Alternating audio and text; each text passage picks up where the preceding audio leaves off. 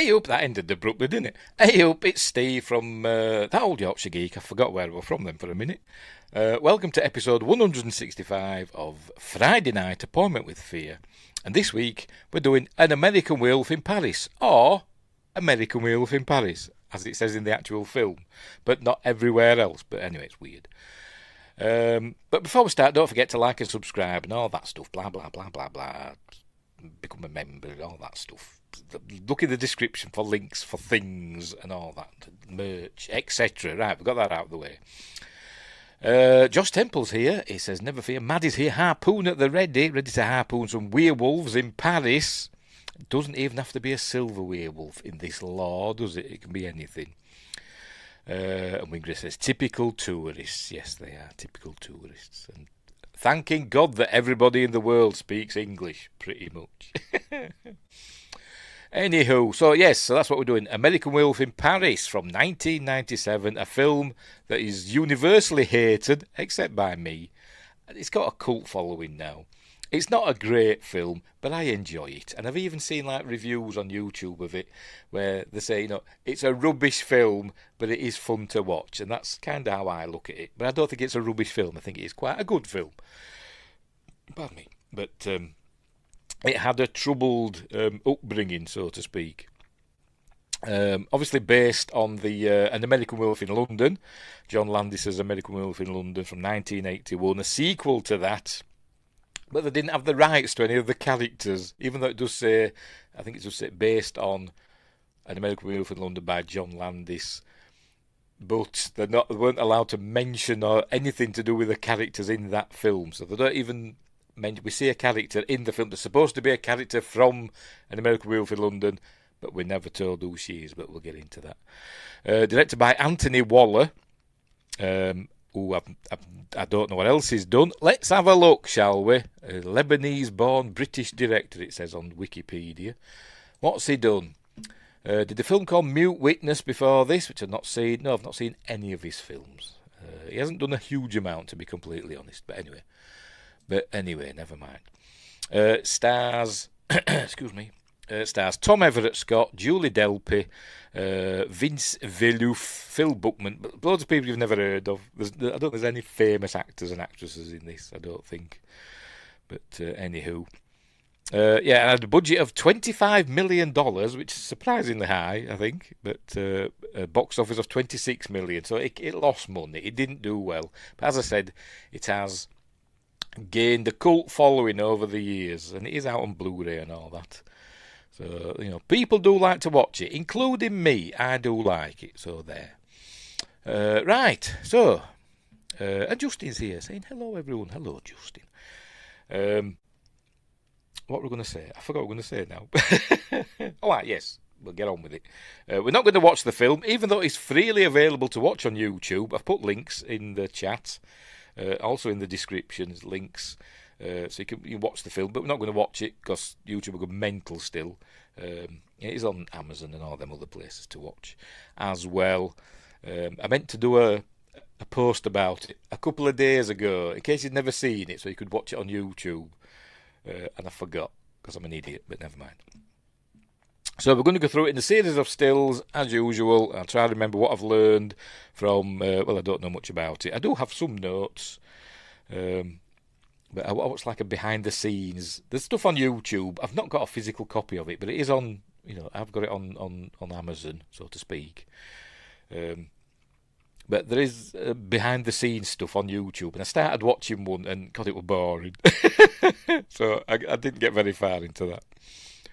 But anyway, never mind. Right, so I shall pop myself down in the corner, and we shall begin. Where am I? There we go. Right, add it to the stage. Off we jolly well go. I don't know if you can make that out. Can you make it out on your screen? I'm just on the blank screen here, just before I hit play, and in the I don't know what it is, what they call it, the interference pattern. It looks kind of like a skull, doesn't it? Like an eye socket there, and the nose hole there, and kind of spooky, isn't it? But I don't think we're going to see a skull when it all comes on. But anyway, I'm waffling. Right, so off we go. There we are. The moon. Oh! By the way, There are some practical effects in this, but most of the werewolves that we see in this film, there are multiple werewolves. There were just one, weren't there, in American Werewolf in London? No, there were two, technically. But we do see a few in this, and the CGI, and people always moan, oh, they look rubbish, it's rubbish CGI, and I don't think it is. I think it's fine for when it was made. It's not great, and it has aged poorly, but I don't think they look terrible. I think they look okay. But you probably all disagree with me. Right, off we go. Right, hang on, have I missed something there? Is that it? Oh, we just... there we go. Pan down. There we go. To Blackpool, the town of Blackpool in Lancashire, in England, with its famous tower. Maybe... No, it's Paris, obviously. And we pan down, and speaking of the behind-the-scenes stuff... it showed how they filmed this part of the film, and it showed them that up in, I think up what they call it, Notre Dame Cathedral or some similar looking church, with rain towers and all that stuff, filming the rain on the stuff, and Paris in the background. But if you watch this, I'm going to play it actually. We'll just play this little bit. Watch the river. The water's not moving, so I think they've just ended up sticking a still photo of Paris. Look, the water's not moving. Is the River Seine frozen? I'm guessing it is. There's no cars driving about either. So they went to all that trouble. But then again, this part here that we're seeing is actually in a studio. It's weird. It goes from a studio, so that they go from a photo of actual Paris to then a bit that were filmed in a studio with like a gargoyle and stuff that we're going to see in a minute. There it is. And then it goes back out to the real church. Anyway, whatever. Probably why it cost 25 million. There we go. Richard, I think it's Klaus, not Claus. At first I read it Richard Claus, and I think, oh, that's an appropriate name, Werewolf Claus. I know it's spelled differently. But I think it'd probably be pronounced Klaus, because he was in the documentary I watched. And he was speaking in a very German way, yeah? So probably Klaus, in it. Anyway, we're seeing a church. There we go. I think it's supposed to be Notre Dame, I think. And then we're back in outside. Oh, it says an American Werewolf in Paris. That's weird. On the one that's on YouTube, it just says American Werewolf in Paris. Because I watched the one on YouTube. I didn't know. No. Did I? Or did I watch it on Amazon? No, I watched it on Amazon. And that just says American Werewolf in Paris. It doesn't have the "an" bit on. I'm going to find it now and show you. Because I want to prove it to myself that I didn't dream it. Just bear with me, because we're live. Now, search through my history. I could just go to Amazon and do it, but whatever. Yesterday. I watched it yesterday. Where are we? I could be here for ages. Hang on. Where are we? That's not yesterday. That's Wednesday. Yesterday. There we go. Why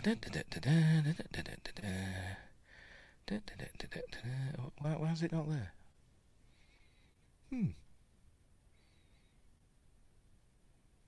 Oh no, that's why. Because I didn't watch it on my computer. I watched it through Amazon on my telly. God, I'm stupid. I'm a div. Anyway, I'll get round that. Just bear with me. Eh dear. Right, just bear with me. American Werewolf in Paris. There it is. I'll just hit watch again. Alright, shut up. Skip the ad. Right. Rum-ti-tum. Hang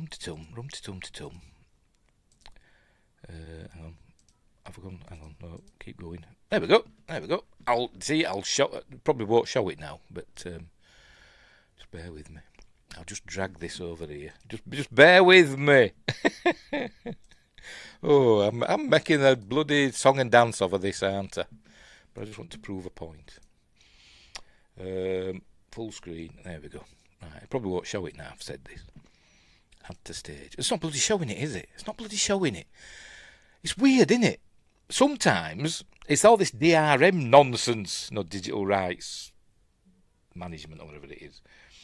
Some stuff you can it has it. Some stuff it doesn't. Obviously, American Werewolf in Paris has DRM, and it won't let me show it on StreamYard. Anyway, take my word for it. It says American Werewolf in Paris, not an American Werewolf in Paris. Does it matter? It does to me, kind of. But anyway, whatever.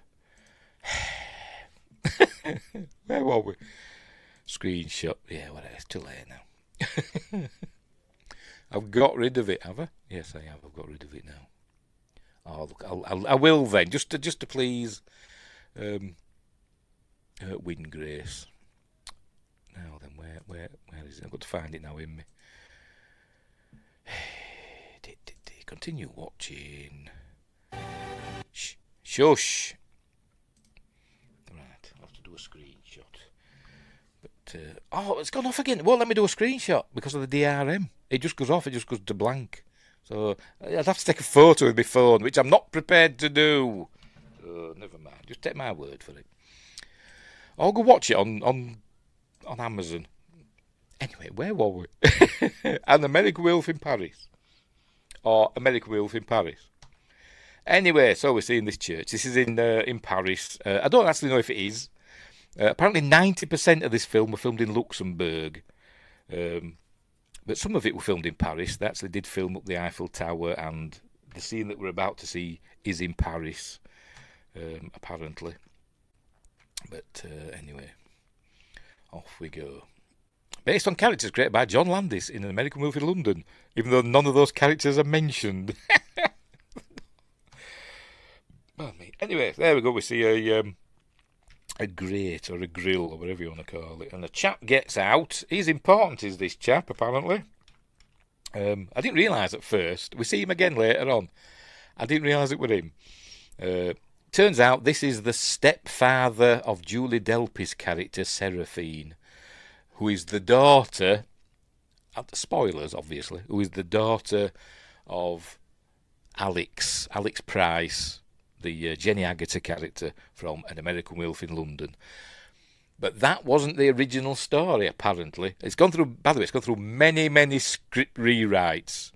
And I think the final script got rewrites, uncredited rewrites from, I forgot the names, Purvis and Wade. I can't remember the first names of them. The screenwriters that ended up doing, I think, about 7 James Bond films, something like that. So there we go. John Landis even wrote a draft, or maybe not a draft, but a treatment for it that were rejected. But anywho, I think in the original screenplay, she wasn't supposed to be the daughter of Alex Price and David from the first film. And I think what it was supposed to be, the werewolves that we see in this are supposed to be like a cult of werewolves, and the werewolf that we see at the beginning of An American Werewolf in London that bites David and kills Jack was supposed to be an ex-member of that cult who had, come to Yorkshire. But then that wouldn't make sense, would it? I don't know. Because the story is you're supposed to kill the bloodline, aren't you? So I don't know how it works. Anyway, whatever. Right, so he gets out of here, runs out. There we go. As I said, I think it is in Paris. It does say somewhere. Paris, right, here we go. Opening sequence, yes. Saint-Germain-le-Roi in Paris, France. Opening sequence, it says. But anyway.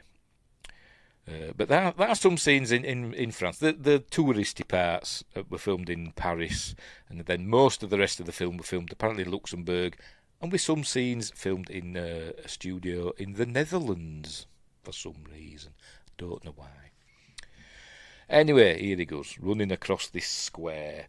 And then there's for some reason that doesn't really matter because it doesn't affect the film. We're seeing an orchestra. Very cramped. They're all cramped in this little room. I bet it's loud. But an orchestra's playing. And this is in Belgium, I think, or somewhere, is it? I don't know. It does say somewhere. Where is it? I've seen it somewhere. Where never seen it. Concert hall. Oh no, this is in France, but not in Paris. This is in Metz, in France. The concert hall. But it doesn't really. It just means there's going to be dramatic music playing. But they could have had that anyway. But it's just showing it because they wanted something interesting to show. There they are. You can tell we're in Paris because there's a taxi Parisienne there. Anyway, falls over because people always fall over in horror films, and then something grabs him. Look, he falls over by this. Oh no, he falls over because something's chasing him underground. There we go. We'll see in a minute. He comes running. There we go. We see something's chasing him underground with predator vision. Nearly. And he falls over, and this taxi driver runs out to help him, and then something grabs him. Here we go. And pulls him into the Paris. What they call it?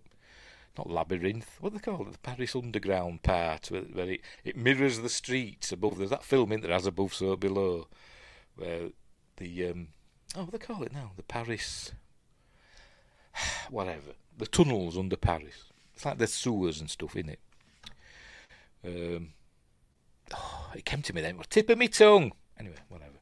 There we go. Off he goes. He's been dragged away. But not. So I'm guessing now. Spoilers again. We see him again later. So catacombs. Yes, thank you, Wingrace. Thank you, Wingrace. Thank you, the catacombs. That deserves a little thing for Wingrace. Just a minute. Where is it? Coming to the rescue.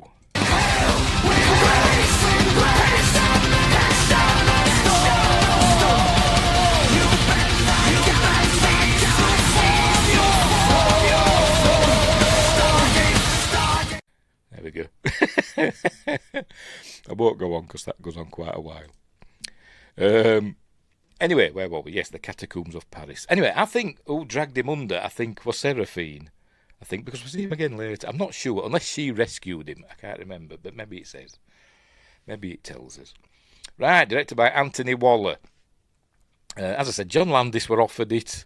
Who else were going to direct it? I can't remember. I'll have to go through who were going to direct it.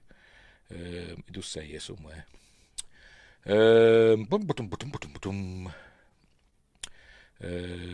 Tony Gardner. No, not Tony Gardner. Yes, Tony Gardner, I think, were offered it and then didn't bother. Marco Brambilla, who'd done Demolition Man, you know, the Sly Stallone, what's the face film. He was going to direct it, but then he fell out, whatever, and then they got in this fella, Anthony Waller, who had gained a cult following for his low-budget thriller Mute Witness. Maybe it's really good. I don't know. I've never seen it. But anyway, Neil Purvis and Robert Wade, that's what I'm thinking of, who did script rewrites on it, uncredited apparently. Right, so off we go. We begin. There we go. We're on a choo-choo train. Here we are. We're on a train. Does it show it from outside? I don't know. I thought it did. Never mind. Unless it does later. Where we meet our main characters is Andy, Chris, and I can never remember his name. Bear with me. Brad. So Tom Everett Scott is Andy McDermott, Chris is Phil Bookman, and Brad is Vince Villouf. I don't know how you pronounce that, but anyway. Right, so they're American students or whatever, or young American young adults or whatever, who are on a tour of Europe, and they want to do like dangerous sports things, like on a Daredevil tour. It says there on his T-shirt, doing dangerous stuff in every major city of Europe apparently, and now they're going to Paris. I don't know about every major city, maybe every capital. I don't know, but got a map. I've got one of them maps. I've got if it's the same one, like it's probably a railway map of Europe. I've got one over there somewhere, because when I was a youth, I think I was 23, maybe younger. When was it? No. Yeah, 1990. So I was 23. Me and two mates, just like these, except we didn't go on a dangerous sports thing.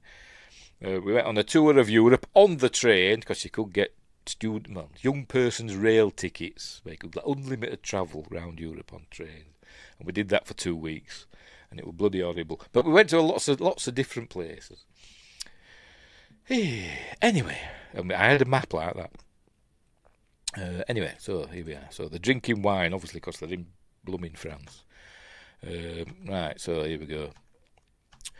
But they're always, these two are after the girls, and Andy's not after the girls. He's wanting to do the stunts and stuff, and if he'll meet the right girl when the time comes, and they're like, what you like.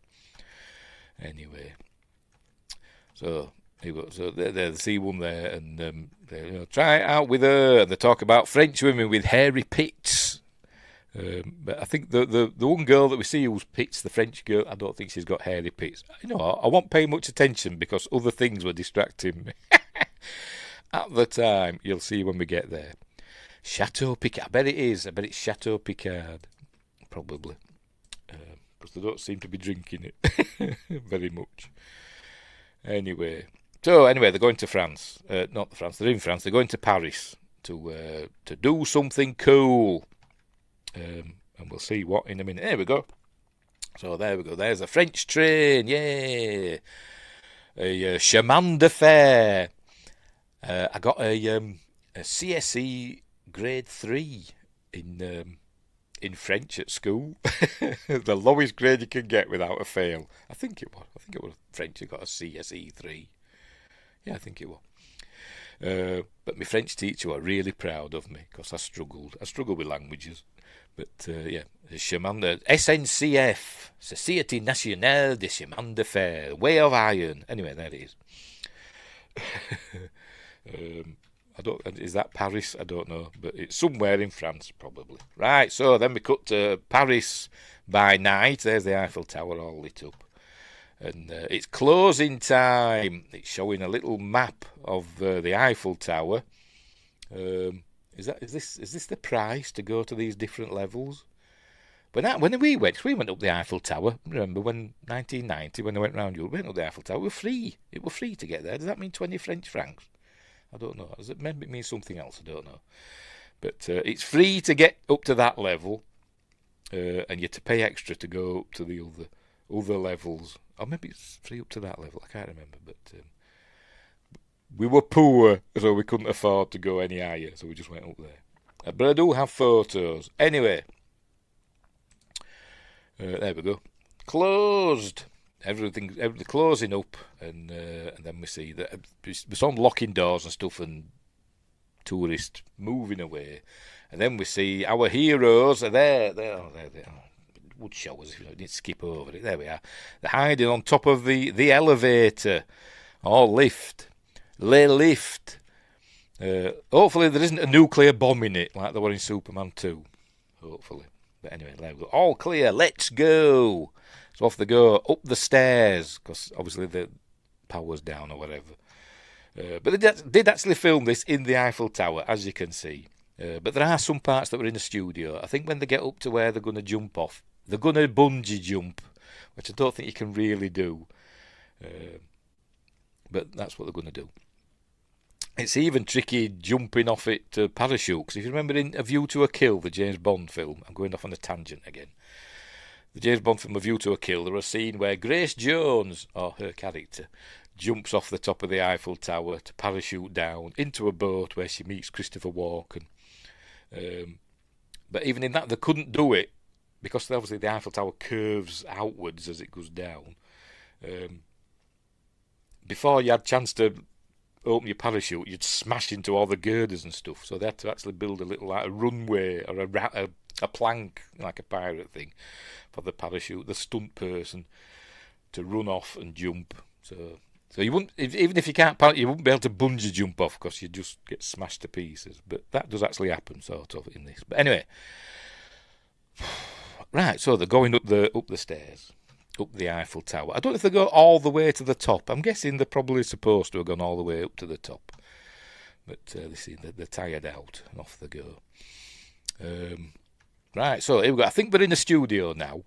I don't think we're actually up the Eiffel Tower now. I think we're in a studio. There they are, looking out. Is everything moving? Oh yes, we can see traffic moving. That's not a still photo of Paris.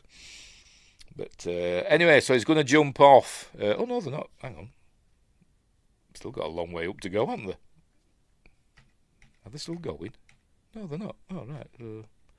Oh, no, he's at the top now. We can see, can't we? Whatever. Bit of bad editing there, wasn't it?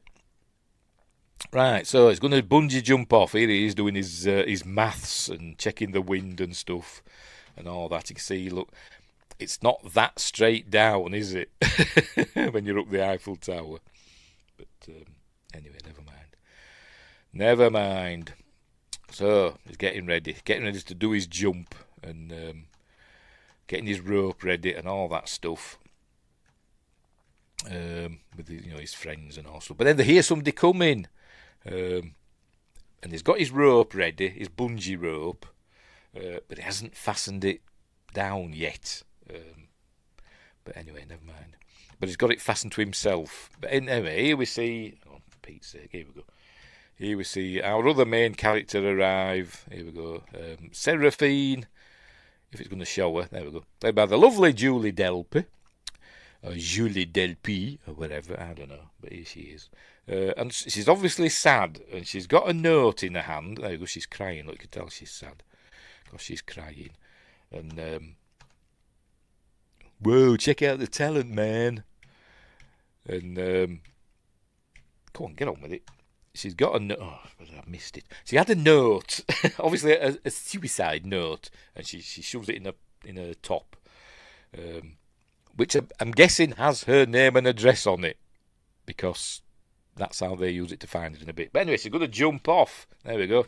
She's getting ready, and obviously Andy comes out. He's madly in love with her, love at first sight and all that. And saying, don't do it. And you see he's got his bungee rope attached to him. But she falls, or jumps, or whatever, and he goes with her. Off they go. You ready? Here we go. Look, I'm going to help you. Don't jump. But off the... Oh, for Pete's sake. Well, it goes to the wrong bit, doesn't it? There we go. Whee! There we go. To not great compositing, but it's fine. So down they go. I don't know how long would it take. I mean, it's tall, isn't it? The Eiffel Tower. It's like 900 feet tall, isn't it, or whatever. Not as tall as the Emily Moore mast, which is about 10 miles away from... No. Direction 10 miles away from my house. It's a proper local landmark. That's over 1,000 feet tall. But anyway, that's look it up. I've not been up it, but I know somebody who has. Well, I forgot what I was saying now. Oh, yes, the jump off there. They go down, they go, ah! But we find out that his bungee rope's not attached at the other end, so they've got to grab hold of it. But before that, he's going to do a Spock and Picard from Star Trek 5. He grabs hold of her, and there we go, the rope. Anyway, they grab hold of it just in time, and he grabs hold of her just in time. Hang on, when is he going to see him grab hold of her? No, we haven't got there yet. Oh, for Pete's sake! There we go. It says Moon grabs hold of her just in the nick of time. Grabs hold of her by her foot, and her shoe comes off. So it's all Cinderella and stuff, and there goes she drops down. She's fine. The note has dropped out. It does show it in a minute. He bounces back up because of the elastic out there. There we go. Off he goes. Whoa! With her shoe in his hand that he keeps tight hold of. And there we go. And she gets up and runs away, and we see she leaves the note there. Look, and then he goes up and bangs his head or whatever. There we go. Doing. Fade to black. Then we fade in again. And he's in hospital. So I don't know how they've explained it to the authorities, because obviously they've broken the law, haven't they? But maybe they just said he banged his head or whatever, I don't know. But he's in a French hospital. There we go. He's fine. I don't know why he's got all this on, because it doesn't stay on for very long. But anyway. There you go. They've held on to her shoe for him. I think they'd actually say, here we go. Hello, Cinderella. And he says, you've got to find out who she is. Thanks them for saving his life, because they grabbed hold of the rope. But it says, got to find the note. So they go off back to the Eiffel Tower to try and find that note. So they didn't get it at the time. But there we go, says the note. So you go, there we go, they're back at the Eiffel Tower, looking for the note. Bit of a, by the way, it is a comedy, by the way, a horror comedy, so there are light-hearted bits of them. looking, see if that's the note. But obviously, he can't resist having a look down her top. There we go. And she slaps him across the face, obviously. This fella is looking at that, and so he's dancing about. Yeah. All fun and games. And somehow, I don't know how, but somehow they find the note. Maybe it were in here among this lot, I don't know. But they do find the note, because they come back with it in a bit. Anyway, meanwhile, back in the hospital, Andy wakes up, and he sees Seraphine, and he said Julie then, sees Seraphine, there she is, in the hospital. So he gets out of bed, goes chasing after it, there goes Caesar again, and says, wait, I've got your shoe. And we see she's got a bag of something covered in blood. There we go, I've got your shoe. And then the fella comes through this door, there we go, knocks him down. You forgot this. And he gets knocked down by that fella. A surgeon says, "Pardonnez-moi, have you seen have you seen a girl? She took my heart." And he goes, "I know how you feel." There you go. There you go. She's stolen my heart. I know the feeling. But she's gone. Anyway, Chris and I forgot his name already. Why can I never remember his name? Brad. Chris and Brad come back. I should remember him, because he's got a major, the major characters in the film. And a bad thing happens to Brad. Anyway. They said, we found the note. Somehow. All those, it's almost as bad as them. Never mind. I'm not going to get political. Right, so it's obviously got her name and address on it. So the head, there's Notre Dame Cathedral, there's the Eiffel Tower, and there's the River Seine, etc. So here they are. They find her house, a very nice ivy-covered house. I don't know if this is in Paris. Does it say? Let's have a look. Studio, subway, seen by the river, cemetery. No, it doesn't say. So I'm guessing this must be in Paris somewhere. Or maybe it's in Luxembourg. I don't know. I don't know where the hell it is. So obviously this is it. Seraphine Pigot, that's her name. So they go, ring the bell, and she answers the door. So I got your shoe. So she takes it and shuts the door. We see that she's got all blood on her hands. There you go.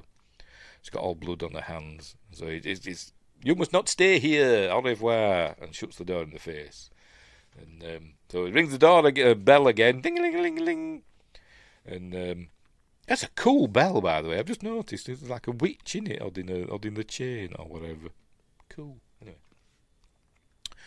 And she answers the door again. It says, "Are you all right? You've got blood on your hands." And she says, "Oh, no, it's just paint. Go away." So, do they go in? I can't remember now. Oh, no, yes, she says, "I'll meet you tomorrow at 4 o'clock by the river," or whatever. There we go. Oh, it says there, in front of the concert hall. So it says, "Okay, yay." So they've got a date at 4 p.m. Right, so getting him ready. I'm guessing the next day, they're giving him some protection to put in his pocket and all that time to be cool.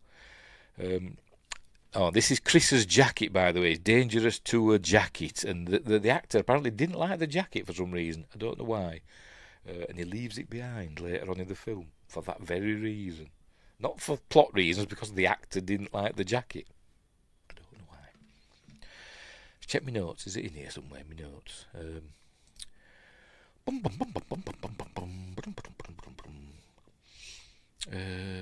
Julie Delpy admitted years later that the only reason she made the film was to pay the rent.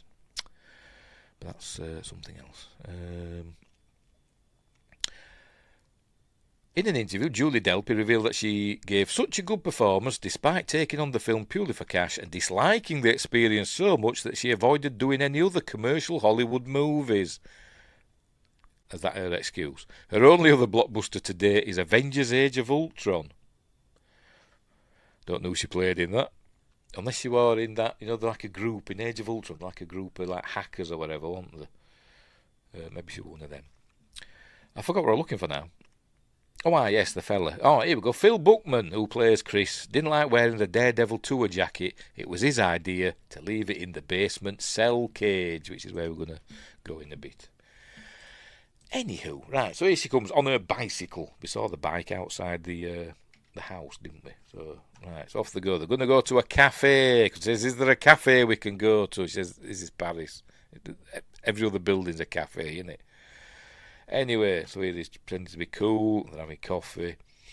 And he's trying to get to know her. And, why is she so sad? He says, why is someone so beautiful so sad? He says, well, whatever, I'm not going to tell you about it. He gets a handkerchief. He used to get a handkerchief or something out of his. No, it's the note. He says, "I've got your note," and it's in his pocket, and he takes it out or whatever. And there we go. And all the protection comes out, all the prophylactics, and he says, "Oh no, it's gum." So he starts eating it. There we go. Chewy, look, it's gum. He's eating a condom. Because it's hilarious. Meanwhile, keep an eye on this fella in the background. This muscle-bound dude in the background. Because he says, blow me a bubble. Because that's what you've got to do. I want you to blow a big bubble for me. So he blows a big bubble. Because it's a comedy, you know. There we go. Isn't it funny? And obviously it goes... because it's funny and all that stuff. There it goes, and we see, woo, and it goes straight into his bowl of whatever that is. Are you ready watching? Here it goes. Oh, is it a CG one then? It must be a CG. Probably the best CG in the film if it is, because there it goes into his soup, coffee, whatever it is. I don't know. And he realises in a bit. Anyway, so she's getting ready to go, and then the waiter comes over. He's saying, don't be so sad and all that. But she says, thank you for saving me. It's the most amazing thing anybody's ever done for me. But, there's nothing you can do. I'm going. Bye. And then this fella appears. The waiter comes up and says, is this yours, sir? And then he arrives and starts picking a fight with Andy, but she intervenes and throws him across the room, but not before he headbutts Andy. Like that. And then she grabs him and throws him across the room because she's super powerful, look. And he goes flying across there. And they get out of there, they just run out, because you would, wouldn't you? I presume they haven't paid the bill either for the coffee that they had, but never mind. So he's good running after her, she's on her bicycle. This is in Paris, by the way, by the Seine. I always remember when we were in Paris, walked by the Seine, and the thing that stands out to me most is there were a pigeon in the water drowning, and we couldn't do anything to save it. It was like in the middle of the river, just flapping about in the water. And the poor pigeon. Anyway. They goes chasing after her. How did you do that? And stuff. And he's got a bloody nose where he was head buttered. Anyway, what does she say to him? I can't remember. She's going to go kiss him, but they don't kiss. And she just goes. She says, just you don't want to be involved with me. But anyway. But they don't take no for an answer. So they go, because obviously they know where she lives. So they're going to go and basically make sure she's okay. That's what he's wanting to do. They ring the bell again. And then this fella answers, whose name I've forgotten. Because, I'm rubbish. Claude, played by Pierre Cosso. Turns out he's the main bad guy, he's Claude. He's there. Don't know what he's doing there. But... I do know what he's there for, because it tells us later. But he's there, but Seraphine's not there.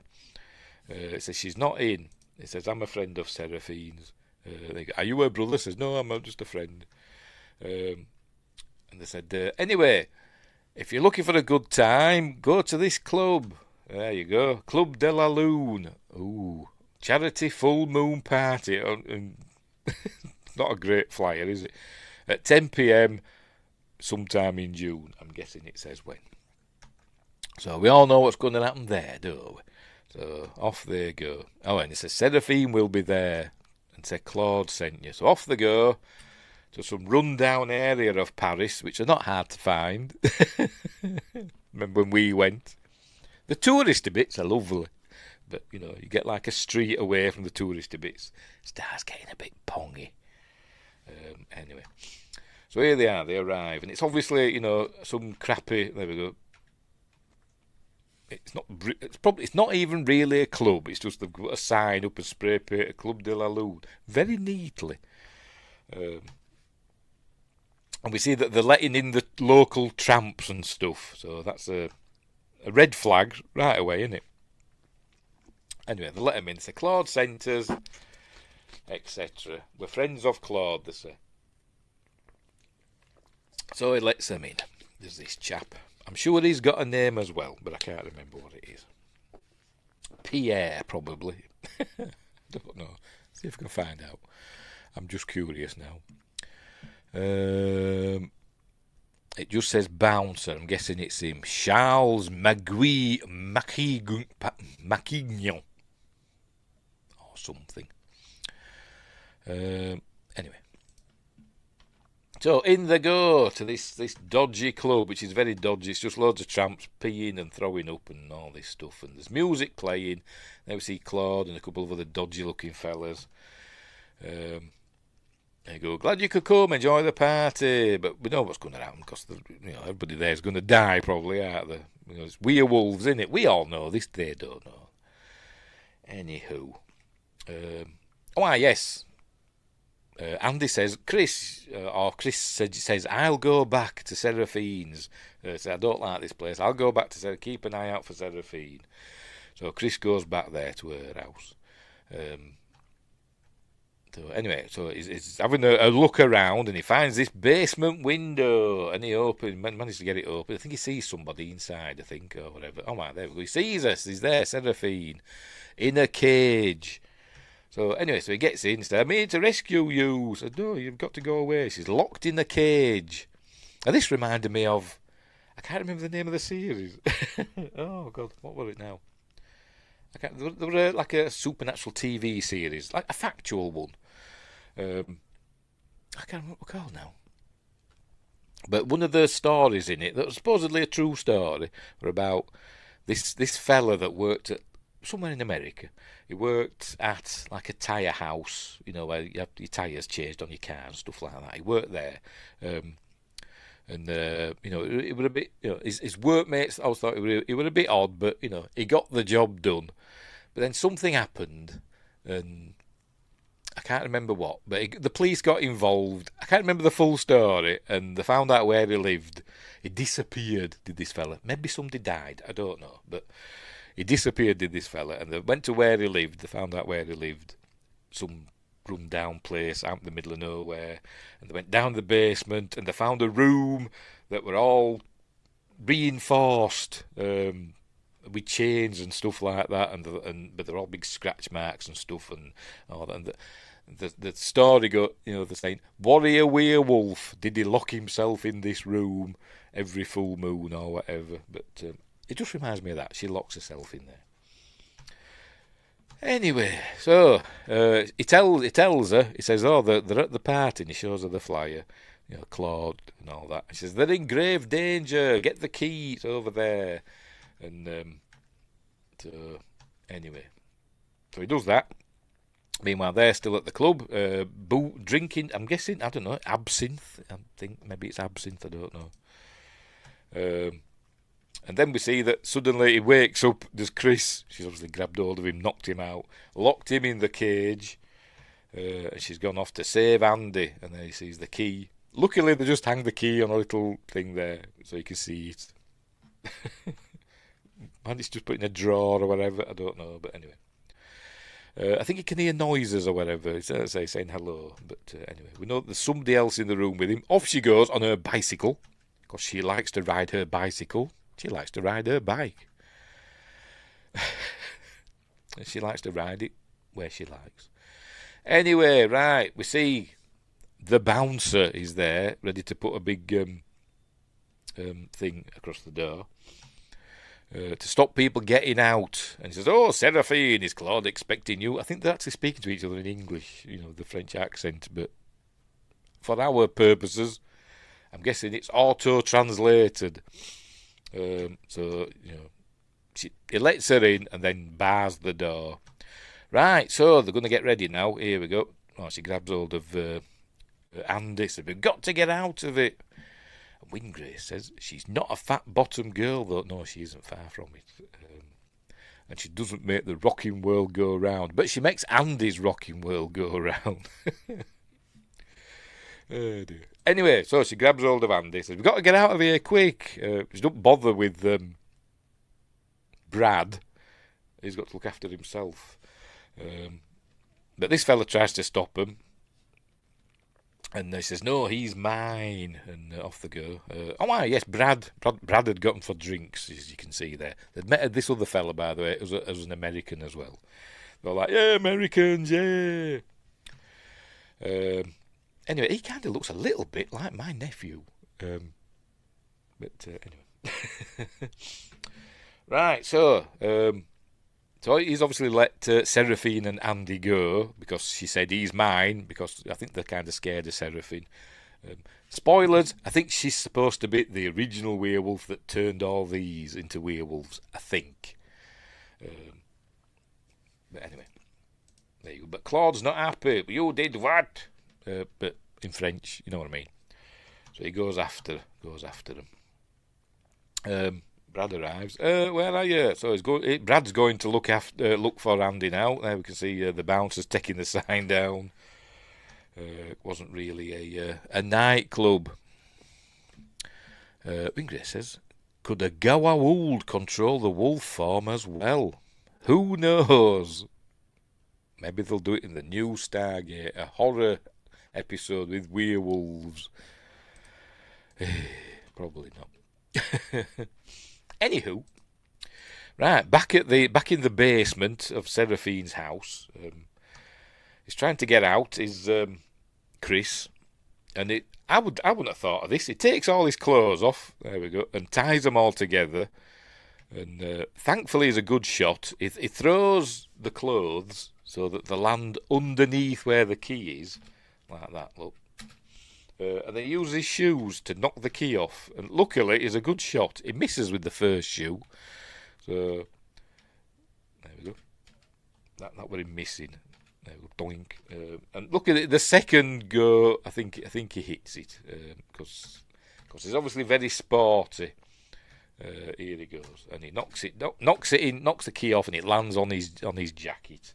And he drags it in. And gets out. Excuse me, burping. So, anyway, meanwhile, Seraphine is starting to change look. Remember, in American Werewolf London, they change at the full moon. But not all the time in this film, as we'll see later. But we can see she's starting to change look. She's going a bit weird looking. She's got veins and stuff. She says, you've got to get out of here. There we go. You must go before it's too late. What? I've already got here because I'm stupid. Anyway, she shoves him through this hole in the wall and says, go! And the voice is all getting all, I will just play a bit. Her voice has gone deep. Run! Your life is in danger! Really? Your life is in danger. But whatever. Americans can do anything in movies, says Melvin at Quest. Yes, they can. What? Anyway, so she's changing now, look. She's going to go out, look, she's doing a Michael Jackson in Thriller, the Thriller video. Go away! I love that. I love Michael Jackson's Thriller. Anyway, so off she goes. By the way, no Rick Baker effects in this. They're done by, I can tell you. I think I've got it in my notes. The animatronic and prosthetic effects were created by Magicon and Crawley Creatures, and they're not bad. Joachim Gruninger and Jez Harris were the animatronics and prosthetics effects supervisors. Razor Karim of Crawley Creatures sculpted and applied the undead makeup of Vince Villouf and Julie Bowen, who we're going to meet later. So yes, it's not all CG. Anyway, so she's throwing bricks at him to make him go. So off he goes. Meanwhile, all the others, they're starting to change in the club now. So everybody's going to start panicking. Oh, look, she's changing. Look, That was close, wasn't it? Werewolf boobage. She's changing. This looks stupid. Look, the legs. But that's not how they work, is it? Animal legs. And they basically have the same joints as us, but in different places. So it's like her knees, which were there. They don't bend backwards. They're just in a different position, just in a different place. But anyway, whatever. Quest says, Dog Souls is so much better than this. Well, yeah, it is. It is. I do like this film. I do have a soft spot for American Werewolf in Paris, but it's not a patch on 99% of other werewolf films. But anyway. So here she goes. This is Seraphine changing. There she goes. She's into a werewolf look. And I don't think they look that bad. Apparently, I forgot now, 400,000 hairs or something they had. Have I got it in my notes? It's in my notes somewhere, I think. Maybe not. No, it's not. I think each werewolf had 400,000 hairs. Individually animated. I doubt that very much. But anyway, there we go. Don't look very much like the werewolf in American Werewolf in London, does it? It's vaguely similar, but not really. But and we do see him walking on 2 legs as well as on 4. They based them not on wolves, they based the musculature and stuff on lions, apparently. And bears. So anyway, so off we go. So that's there we go, that's Seraphine. Off she goes, doing her werewolfy stuff. Left her clothes behind. Is this yes, this is Brad. He's come looking what's going on. And he's going to get got in a bit. Meanwhile, there we go. All the other patrons of the club are being got by the other werewolves. Cool werewolf effects. No, it's not. It's something else. But they can't get out. There we go. They're all locked in. Oh, he's going to get a severed arm now. Stuck to him. Anyway, meanwhile, back in the basement, Chris has got out of the of the cell. And he sees that here there's a monitor, heart rate monitor or whatever. So obviously somebody hurt in there. There we go, behind that curtain. There he is. Notice he's left the jacket in the cell because he didn't like it. I don't know why, but he didn't like it. And he goes and looks and says, "Hello, are you all right?" And we see he's got an ankh, by the way, which is the ancient Egyptian symbol for life, isn't it, or something. Anyway, he looks and he sees there's somebody with no legs. And I'm not exactly sure what happened here. Because this is the fella that we saw at the beginning that got dragged. That is a scientist because he had a white coat on. He does have a name, but I've forgotten. He is Seraphine's stepfather. Not an actual stepfather. Thierry Pigot, played by Thierry Lhermitte. Well, apparently he's famous, but I don't know where from. Let's have a look. What's he been in? French actor, director, writer, producer, best known for his comedic roles. He was a founder of the comedy troupe Les Splendides in the 1970s. Okay, fair enough, whatever. But I'm sure he's famous in certain circles. Anyway, we see he's got no legs now. So I don't know what happened at the beginning. So did Seraphine grab him and pull him back, and rip his legs off, bite him, turn him into a werewolf, because as he's looking, we see it's actually a werewolf that's strapped down. There we go. There we go. Look, he doesn't get Chris, by the way. Tries to, but he's strapped to the bed with no legs. I remember they chopped his legs off. I don't know. Haven't they grown back? I thought they had amazing regeneration abilities. Anyway, whatever, but he's stuck there. But, he doesn't get got by the werewolf. There we go. He thinks it's a door, but it's actually a cupboard with loads of vials in it. Lots and lots and lots of vials of some unknown substance that we'll find out about later. Anyway, he gets out. There we go. Jumps out, gets out of the thing. And he's fine. Right. Yes, we're back with Brad again. He's still looking for him with his lantern. And I did like this effect, I must admit. He looks down there and he sees some glowing eyes down in the depths of the tunnel, in the catacombs. Hey, Wynne Grace. Let me see the blinking look. Cool. For some reason, simple effect, I just think it's amazing. But anyway, here it comes. Comes to get him. Drops his thing. And the werewolf's there, look. CG werewolf again. I think they look fine. He gets bit. He gets got, actually. Because it does show it. In shadow form. Brad's getting got by the werewolf. And then we see lots of blood. And then Brad's body comes out. There we go. And sinks down into the murky waters of the Parisian waterway system. Anywho, as that rat looks on, and somebody walks down there. Who's this? It's Andy. Andy's still wandering about. Yes, and he just turns round and sees somebody walking round the corner. Hello, and it's a werewolf walking on all twos, walking on two legs. But not for long, because it's going to come running after him any second now. Hello, and here it comes. Any minute now. There it goes, running after him. So he goes running for it. Gets through this. Luckily, there's a gate there, and but it makes short work of that. There we go. But part of the gate breaks off or something, or is it this he picks up? He picks up something. There we go. I think it's part of the gate. And he stabs the werewolf with it. Here we go. And he runs off. There we go. The werewolf just rips it out, look, and goes after him. And he jumps into something. A pipe. Here we go. Oh.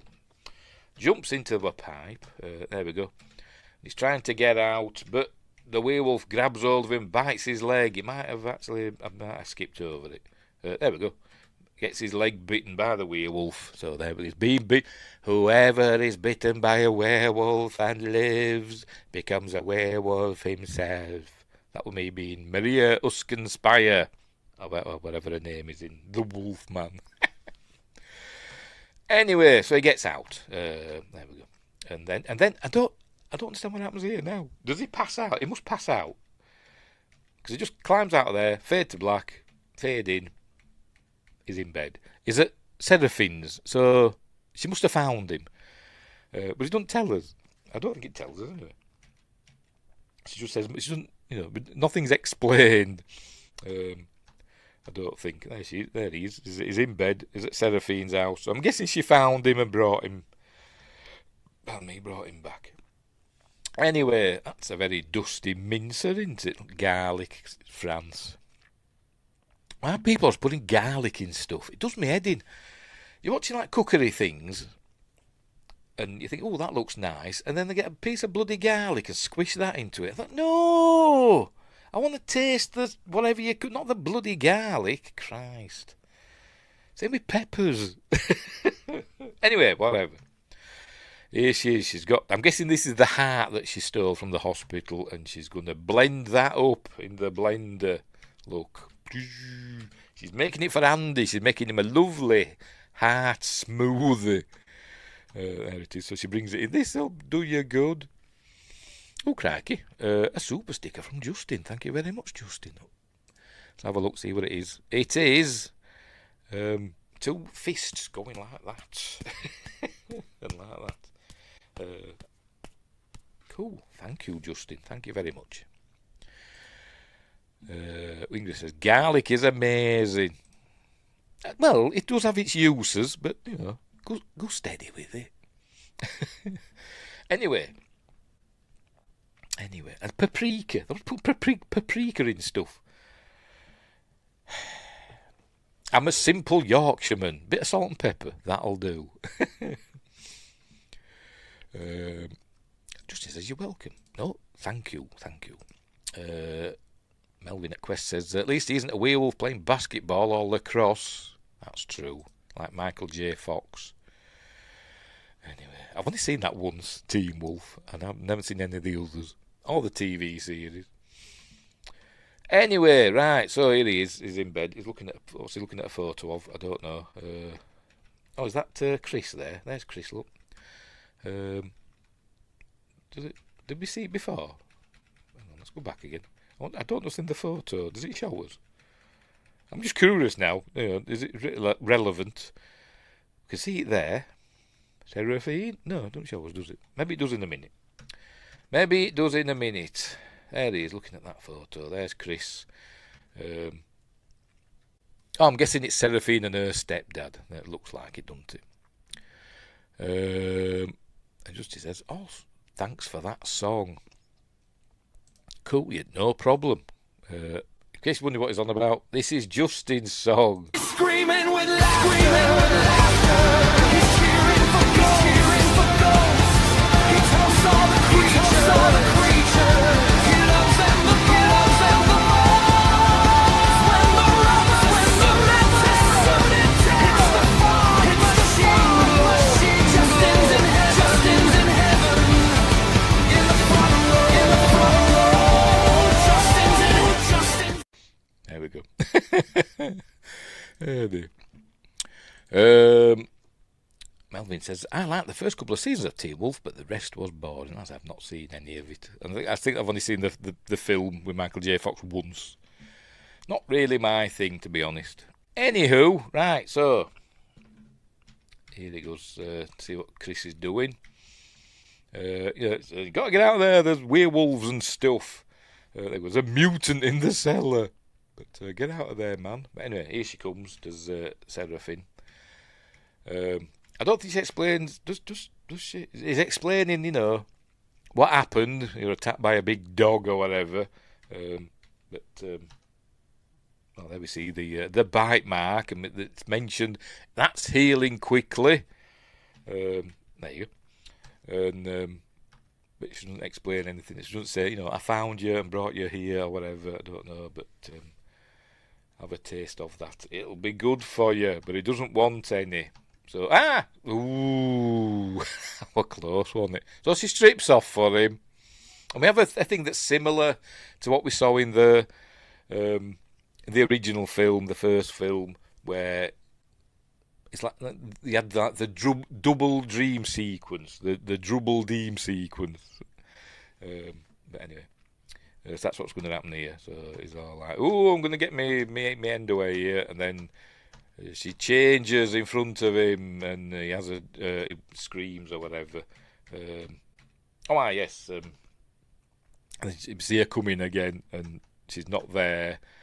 But then she does it again. It all happens again, and then but she's going to strip off. Hang on, where are we? But she's a werewolf. There we go, like that. And he screams and wakes up, and then she's there again in the nud, whatever. And we see that her mother appears, and she says, "Oh, mother, what are you doing here?" And it says, you shouldn't be helping him and all that stuff. But she's not letting him see her. But then he sees a reflection in the mirror. There we go. We can see that she's an undead, and she's supposed to be Alex. Is it? I think it's Alex Price, isn't it? The Jenny Agutter character from the first one, but they're not allowed to use any of the character names, so we're not entirely sure. But that's who she's supposed to be. I don't know who plays her in this. It's obviously not Jenny Agutter. Does it say? Does it say? Isabel Constantini as Seraphine's mum, Alex Price Pigot. There we go. So anyway, so he screams and jumps out of bed, and then but she's gone. So you scared her away. So yes, you're crazy. And then I think he sees her again in a minute. But he jumps out the window. He goes, and goes jumping out the window. Does a Father Ted. And or his stunt man jumps out the window. But apparently Tom Everett Scott did a lot of his own stunts, but I don't think he did this one. But here he goes. A bit of a what they call it, a Texas switch here, because we see the stuntman do that, and then Tom Everett Scott does that. Anyway, so off he goes running. Because in American Werewolf in London, Paris films, they've got to be running about half naked or naked, haven't they? For comedy purposes, with people looking on, with bemused faces. But then Chris goes running after him, and then he gets caught by Claude, and gets taken away. Right. are you going to do the 2019? I didn't even know there was a 2019 musical version of American Werewolf in Paris. Oh, sorry, 2018. Get your facts right, Melvin. I didn't even know there was a musical version. I'm an American werewolf in Paris. Oh! Is that how it goes? Probably. Anyway, right, so we cut to police taking fingerprints. Here they are. Hang on, here we go. Taking fingerprints and thumbprints and stuff. There they are. Can't read what it says. It's probably in French anyway. Of a severed arm. They're going through the bloodbath at the nightclub, the Club de la Lune. And Andy comes along, and we see there's police tape. They're not letting anybody in. A hearse goes by. And for some reason, they just let him walk through. Look, he just goes under the tape and just walks. Nobody pays attention to him. And I don't know why. So I don't know, but anyway. And then he sees Brad being fished out of the river, and this policeman comes up to him. You know him? Yes, he's my friend. Here we go. So he's Inspector Leduc, homicide. I'm Inspector Leduc, homicide. That's just how he said it. Anywho, so I think that they arrest him or whatever, or take him in for questioning, and he says, we came here, and I don't know what happened, and all that stuff. And he doesn't know what to do. She's obviously another inspector, another police officer, wanting to know what happened. They think it's a satanic sect or something like that that's down there doing sacrifices and all that. And he says it's a big wild animal. Anyway, I think they let him go then. There we go. I think that, yeah, they let him go, but they have somebody following him. So I don't think he's not a suspect, but they're keeping an eye on him. And me. Anyway, so he's going across this bridge in Paris, which again, this was filmed in Paris. I don't know what bridge it is. I will tell you in a minute, because it says here somewhere. The Pont des Arts in Paris, the bridge where Andy stresses out and his sensors go crazy, which they're going to do in a minute. So he's on this bridge, and he's hearing things and smelling things. His senses are super heightened, and then he has a smell of something. And this is where we're going to meet. Not yet. In a minute. He goes to another cafe. I'm guessing it's a different one to the one before, and gets some steak. Here we go. He's finished one lot of steak by the looks of it, and now he's got another one. So as I said, rare, but he eats it anyway. So they're going to bring him some more. And he's just chewing on that. There's the policeman doing a good job of being furtive. Anyway, here comes... I forgot the name of the actress, but here she comes. There she is. She's very nice, I must admit. I forgot her name. Julie Bowen as Amy Finch. She's going to be a love interest for Andy, but not for long. So here she is, sits down, and he gets a whiff of her, and his animal instincts are going. Comedy, remember. She's watching him. What's this fella doing?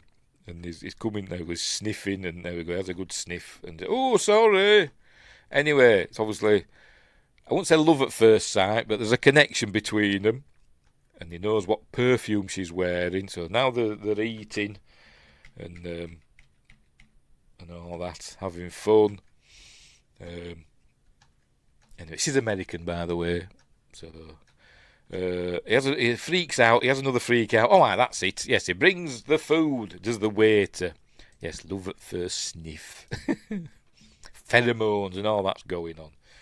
Anyway, the waiter brings the food, and it's... for Pete's sake, I pressed the wrong button 'cause I'm stupid. There we go. And it's Brad's head. Bon appetit. But remember, only Andy can see. Only Andy can see this. Because it's a fish. It's a fish. You can see the fish there. He goes, oh, I saw you dead. They pulled you out of the canal. He goes, no, it's from the Atlantic. But, anyway, it gets up. Look. Like in the first film, when Jack visited... David. This is what's happening in this, but nobody can see it. Oh, crikey, blimey, O'Reilly. Wingrace, a $2 super chat, says nothing. Moon walks out of there. Drops the $2 on the table. Thank you very much, Wingrace. That's very kind of you, thank you. I'll be able to retire soon, all these super chats. I forgot my comment. Oh, I'll have what she's having. I don't know what it was she was having. Was it asparagus or something? I don't know what. It was something green, wasn't it? Anyway. So he's freaking out and he goes into the bathroom and she falls down because I think she's a bit drunk. They've been drinking as well. So he goes to wash his face, but he sees Brad in the mirror and says, it's where we learn. He looked like David learned that he's got to kill the werewolf and all that stuff. There's going to be you've been bitten, you're going to change to a werewolf and you'll kill somebody and all that. And it says he's cursed to walk the earth in limbo until the werewolf's bloodline is ended or whatever. There we go. Till the werewolf that did this to me dies. But we don't know which one did. But later on we find out which one did it. But spoilers, it's not one of the main werewolves. It's just a random background werewolf. But anyway. So it says, we've got to find out which werewolf did this. By the way, decent effects. Not as good as the Rick Baker stuff, but it's fine. Steamed asparagus with melted butter. You know what? I don't know if I've ever had asparagus. I don't think I have anyway. Anyway, have you? By the way, Princess is here again. Right, so I said we've got to find this werewolf and we've got to do it quick because the moon's rising, you're going to change, people will die, blah, blah, blah. Anyway, he's talking away while he's having a wee. You can't just pop up and tell me what to do as somebody walks in, look. There we go. And he's saying, you can't just pop up and tell me what to do. And he thinks he's talking to his Willie. Like, what was that? There was another film, wasn't there, where that happened. I can't remember which film it was. And he says something like, play with it, but don't talk to it. What film's that now? I can't remember. Anyway, where were we? So, that's it. Comedy. Right, so off he goes, the policeman in tow, and he takes, I forgot her name, Amy, into the cemetery. Oh, I think they're going to find Jim Morrison's grave, I think. Here it is. I think this is supposed to be Jim Morrison's grave. Does it say? Yes, Jim Morrison. James Douglas Morrison. There we go, to find. I don't know if this is actually Jim Morrison's grave. I don't think they'd allow him to film this on the actual grave. I don't know. Maybe they would. Who knows? Or maybe this is in the studio. Who knows? Does it say? Let's have a look. In the no, it's actually a cemetery in Metz in France, but I don't think it's Jim Morrison's grave. Anyway. So they're making out on Jim Morrison's grave. And there we go. And he gets a whiff. I think the moon comes out and he starts. They do get, they're getting on with it. Look, oh, you're an animal. And they are getting down and dirty. But he's going to start changing and he starts freaking out again. He goes, you're hot. And he starts going all red, look. Ah. Just like Harrison Ford in Captain America. I can't remember what they're called. Brave New World, that one. And he goes running off, and there we go. Hey, what are you doing? And he goes running, jumps in this fountain or whatever it's supposed to be. There it is. And she goes, oh, what are you doing? Where have you gone? And the policeman's following him. You can tell he's French, he's got a cigarette hanging out of his mouth. But she's saying, where are you, Andy? But then out he comes. In a minute. Any second now. Here he comes. There we go. Here he comes out of the water. Hey, as a weary wolf. Here he is. A wet werewolf. I said, I think the effects are bad for 1997. Don't know why people went mad over it. So she goes running off and he goes chasing after her. Here he is with his predator vision. By the way, the policeman had a dog with him, an undercover dog, but which is not important. But relevant. She goes and hides. Oh, she's using. We see her there. She's getting some like perfume out. Remember the Hot Kitty or whatever perfume that she wears, and she's spraying that about to put him off the scent. Yes, says great. Now he smells like wet dog. Yes, exactly. Not bad for the time, says Justin. No, they're not. They say, cut it some slack. It's not Jurassic Park, but, it's fine.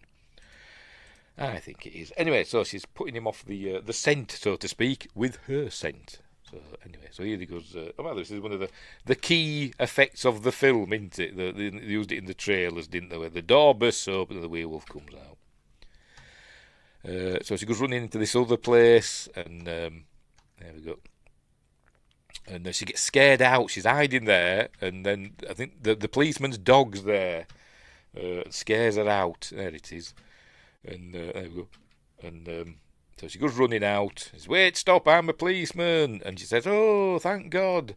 And then we see movement behind her. Look, blurry werewolfy movement, which I think is actually quite good, I must admit. Is it CG or is it just a man in a, meant to look a bit like a werewolf because it's blurred out, we can't see it, but obviously approaching her. So he takes a shot, but she gets got. That rhymes, doesn't it? There we go. So Andy's killed Amy. Oh no! And the policeman's shooting at him, missing. So he's going to go get the policeman and his dog as well. And I like his dog and all. What film's that off? And I can't remember who said it, but Sean Connery were in the scene. So there we go. So he gets the policeman and his dog. And then we have a fade out and another fade in of Andy coming to. There he is. He's on the ground. People taking pictures of him. And then a dead, terrible looking plushie of a dog. It's supposed to be the dead dog that he's killed. And we find out, he's naked, of course. And we find out he's under arrest. McDermott, you are under arrest. So, because he's piping, I think he's bloody migrates or something, I don't know. Hope John Wick didn't find out about the dog. Exactly, it'd have been in onto him, wouldn't it? Taking the dog away. Poor doggy. Anyway, he's under arrest now. So they're going to take him to the morgue and show him what's left. There we go, of poor Amy. There she is, all gory. It shows, the. I don't think it shows us the detective. I don't think. No, just show him, but don't show us for some reason. And they get called away. Look, a man knocks her. Come, attend, this is. Told you, I got a CSE 3, French. Attend. And so they're going to leave him by himself. There must be only one way out, I don't know. But there we go. Wait a moment. So, waiting. Luckily, the other fella buggers off as well.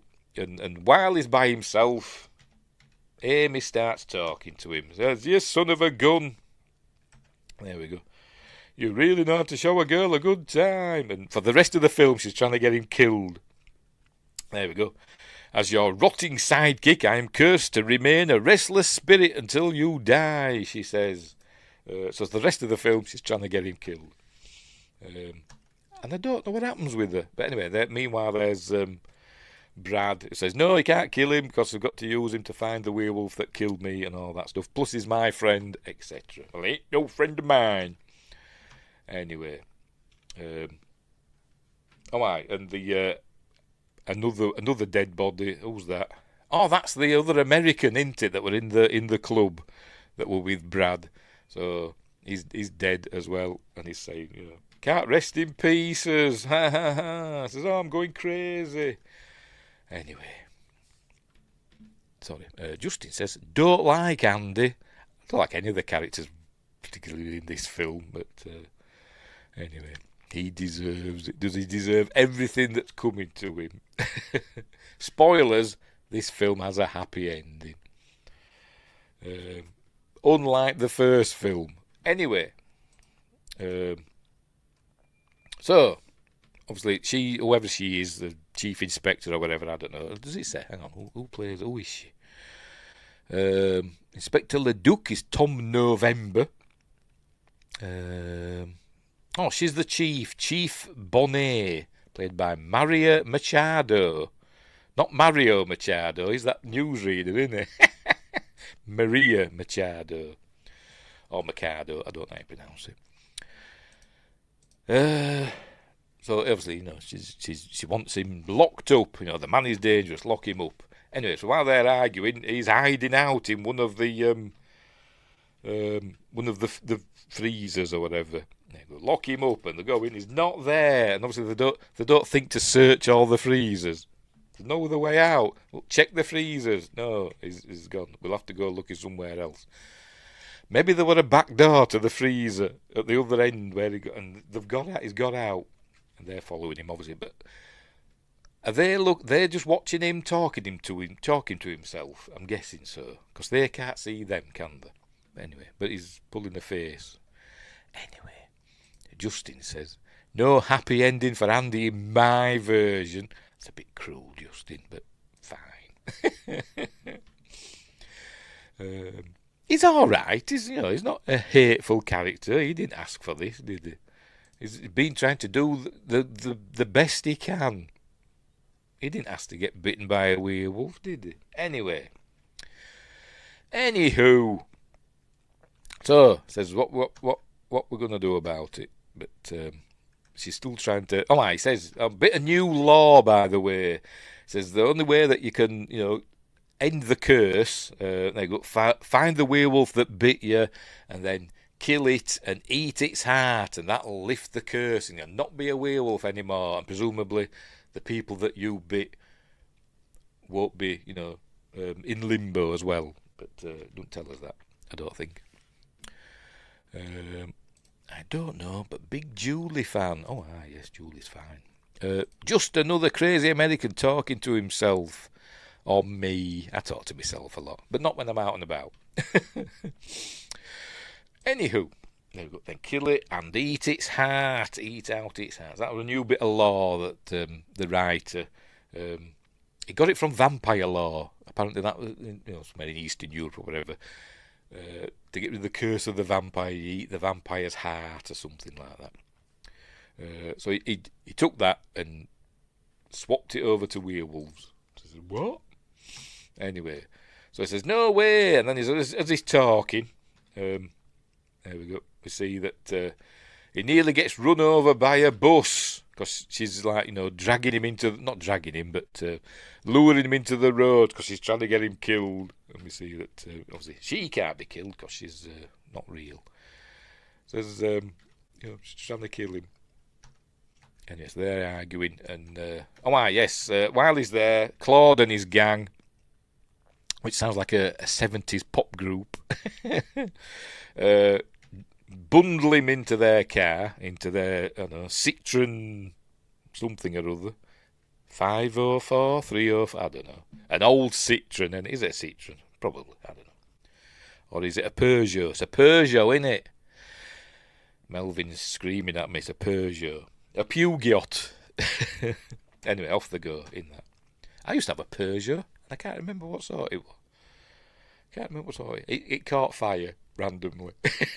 Anyway, we Americans are strange, sorry. Everybody's strange. To quote Jim Morrison, see, it all rhymes, doesn't it? It's all a big circle. Jim Morrison's grave earlier on. People are strange. Anyway, that was Jim Morrison, wasn't it? That was the Doors, wasn't it? I'm sure it was. Anyway, so they've... I had a Peugeot. It hugged a telephone pole. All right. I think mine had been in a lake or something, because when I got it was actually a nice car. I did actually like my Peugeot. I can't remember what it was now. Can't remember. But I'm sure you've lifted the carpet up in it, and all like mud and stuff. I'm sure it had been in a lake. But anyway, and it just randomly caught fire one day. I traded it in for a different car. Anyway, where were we? oh, aye, they bundle him in and they say, you have a gift now, you're one of us, and all that stuff. So they're going to take him to their new pad, which is in a church. That's I don't know. Are they going to pull it down? I don't know. But shades of Dracula AD 1972. But anyway, yes, and the Bunnymen did a version also that was big. Echo and the Bunnymen, did they do it as well? Doon, doon, doon. Anyway, I won't start singing. Because I get a copyright claim. Which I probably will anyway. Anyway, so they take him to their cool, I presume this is in a studio church, and they take him down into the cellars, which is where that they've got Chris tied up. And they want him to kill Chris for some reason. I don't know why. And there he goes, says, don't want to kill him because, he's one of them now. Join us. But first you've got to kill Chris. Don't know why. But obviously he doesn't, and he fights him. And there we go. And just leaves Chris there. Just runs off and leaves Chris there. I'm thinking, I'll come back for you. But it doesn't. There we go, he fights him, look. And goes running off. There we go. And I think Seraphine knocking on the door. They're about to get him, and they're knocking on the door, and Seraphine knocks the door down, because she's super strong, throws some fire at him, and drags him out. And it's not like saying, I've got to go back for Chris. He doesn't say that, but anyway, never mind. Chris looks after himself and doesn't feel any ill will at all towards Andy or Seraphine. Never mind. Anyway, so they're chasing them through the tunnels. Lots of tunnels in this film. Chasing them through the tunnels, and she's pouring petrol, gasoline, whatever you want to call it. Might even be paraffin, I don't know, behind her, and then she lights it. Thusly, there we go.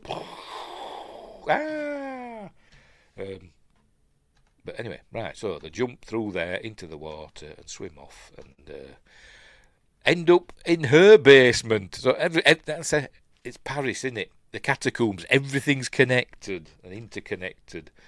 Anyway, so here we are. We're going to learn all about what her stepdad were doing. There we go. Thierry, her stepfather, who's a doctor or a scientist or whatever, he was trying to find a cure for the lycanthropy. Her mother had moved from London or whatever and married Thierry, and she was born and all that. She's obviously born a werewolf because, she's David Kessler's daughter, isn't she? So, anyway. So he was trying to make a serum there. We got to suppress her lycanthropic cycle, but it didn't work as thought. And I'm guessing this is what happened at the beginning of the film, because she took the tested it on her, the serum, and she just turned into a werewolf straight away. And I'm guessing that's what happened. Then she chased after him, maybe ripped his legs off. I don't know, but oh well, it's telling us here. I watched it yesterday. I'm probably not paying any attention whatsoever, so we'll find out now. Thierry tried to escape through the underground. Come on, there we go. That's what we saw at the beginning of the film. When I came to, I saw, I had butchered my own parents. So her mother were there as well, maybe. I don't know. She must have done. Now do you see why I was trying to kill myself? Oh, right, so that's what happened. I wasn't really paying attention. So she killed her mother, turned her stepdad, into a werewolf after ripping his legs off. Why haven't they grown back? But anyway, I don't know. But never mind. And that's why she was going to kill herself. Remorse over what she'd done. That's why. Right. At least we got that out of the way. So he embraces her. Anyway, so what's happening now? All right, then we have another love scene. There we go. Trying to think of the song in the first film. Can't remember. Not Blue Moon, is it? Is it? Never mind. Anyway, so there we go. So anyway, but they cut away. They don't get that far because Claude arrives with his gang. So they go running off, and off he goes. He's hiding from them because they're after him. So anyway, so he uses his wiles to get away. But remember, Amy wants him killed, so she's trying to get their attention, but they can't see her. So I don't know. Oh, can the werewolf see her? You know, even though she's not connected to them, I don't know. But she whistles. Hang on, I've missed a bit, haven't I? Where is it? There we go. Hang on. He's hiding there. There we go. She whistles, but all blood comes squirting out. So she covers that up and whistles again, and then her eyeball pops out because it's comedy. And there we go. But anyway, so he steals a car, jumps in this fella's car, drives off, and then we have a big pile up. There we go. Bang. This bit actually makes me cringe. If you watch this, he goes to get out of this side, and I think this is actually, I forgot his name. I forgot his name now. What do they call him? Tom Everett Scott. He was going to get out of the car this side. I'm sure it's all safe and all the stuntmen are all there, but that I bet that was scary. But anyway, I bet that made him jump. So he gets out, runs off, and there we go. And he does another stunt. Apparently, he did himself. Runs across the car tops and jumps onto the back of the bus. Apparently, he did that himself. Thinks he's Tom Bloody Cruise. See, it's French. Can't even spell tic tac. Can look tactique priba, whatever that means. I don't know. Anyway, so off he goes. He escapes on the back of a bus. Look at all those cars in Paris with no dents or scratches. Impossible! Exactly, because they drive like maniacs on the continent. Anyway, they're all like, oh, mon Dieu, sacre bleu, etc. Anyway, so he gets away somehow on the back of a bus. There we go. Ooh. Meanwhile, her dad's dying. I think he gets back just in time, Yes, he gets back to Seraphine's just in time to find Thierry's popped his clogs. She's trying to bring him back, but no, he's gone. It's obviously, being a werewolf didn't help him, did it? Didn't cure him. Anyway, so it's too late, he's gone, because Andy obviously has a medical degree. But anyway. We learned that while they were out, Claude's gang broke into the lab, took all the serums from the, remember that cupboard there, that were filled with it. How many werewolves were he trying to, I don't know, but they were full of them, of the serum, vials of it. Anyway, so, there we see, there we go. All in English, thank goodness. This is the biorhythms, human biorhythm. And there's the transformation threshold, and that's the thing of the serum, the chemical formula for the serum. C6H something 2 A2, I don't know what that means. O6 and NH3, blah blah blah, whatever. But she's no scientist, you know. It was her dad that did all that stuff. But anyway, never mind. Look, July 4th, Independence Party, another party they're having with them. I'm sure they'll get loads of tramps and stuff in again. It's not a full moon, though, see? It's not a full moon, so they can't change into werewolves, but they've got the serum, remember? Anyway, so they're going there to save Chris. Does he mention Chris, by the way? Does it? Oh, brother. It says there, look. Americans only, because it's a 4th of July party. So the other party must have been at the end of June. It did say June, didn't it? But it didn't say the exact date. Anyway, does he mention Chris? We've got to get in there and save Chris. I don't think he mentions that. But anyway, off he goes. He sneaks in with his cap down like that so they don't recognise him. But anyway. And the police arrive. Have you got a permit for this party? So go ask the boss inside. So all the police go inside. And it's all going to kick off soon. All the Americans are in there partying. The bouncers doing something, I don't know, blocking the door or whatever. And Anyway, so he said, "You've got to get out of here. They're all monsters and stuff." And the police arrive and say, "Come down here. You're under arrest." But then these monk type people come up these stairs through a trapdoor and because they're putting on a show. They're putting on a show, and tell the Americans, look, he's got an "I Love New York" T-shirt on. Only Americans wear those. Anyway, so he does a little speech like, "Welcome, Americans, to our independence party, blah, blah, blah. What great taste you have." Joking. Anyway, so they're going to unveil. They've got Chris crucified on a cross. Have I missed it? Have they unveiled him already? Let's go back a bit. Oh no, they don't unveil him in a bit. But first they're going to take their serum. It shows it in a minute. Any second now. They inject themselves. Oh, there's Chris. Look, they've unveiled Chris. He's not. I think he's just tied. He deserves everything he's getting. I mean, Chris is fine and stuff, but he's wearing a thumb ring. Anybody who wears a thumb ring deserves everything they get, as far as I can. In my book. Anyway, Chris, I forgot about you, but thank goodness. Anyway, they've injected themselves with the serum, so now they're going to turn into werewolves, but the police are arresting them, put the cuffs on them and everything, and it's all going to kick off now. There we go, they are changing, and they're going to turn into werewolves underneath their robes, look, So anyway, so there we go. And they start eating their way through the crowd, blah, blah, blah. He gets hit by, what did he get hit by? He's shooting. He throws that at him, that big bit of wood. Right, so the bad guys run down the trap door. No, there's Chris. He falls backwards. There's Chris. We do see what happens to him, but there we go. Off he goes. Good job he didn't fall forwards, isn't it? They'd been done for, wouldn't it? But he falls backwards.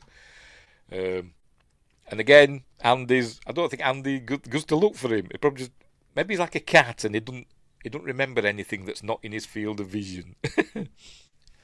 Anyway, there we go. There goes Chris running out. Apparently, this was really hard for him to do. He was covered in bruises, apparently, from this stuff that fastened to him. Is it in my notes? I've got it in my notes somewhere.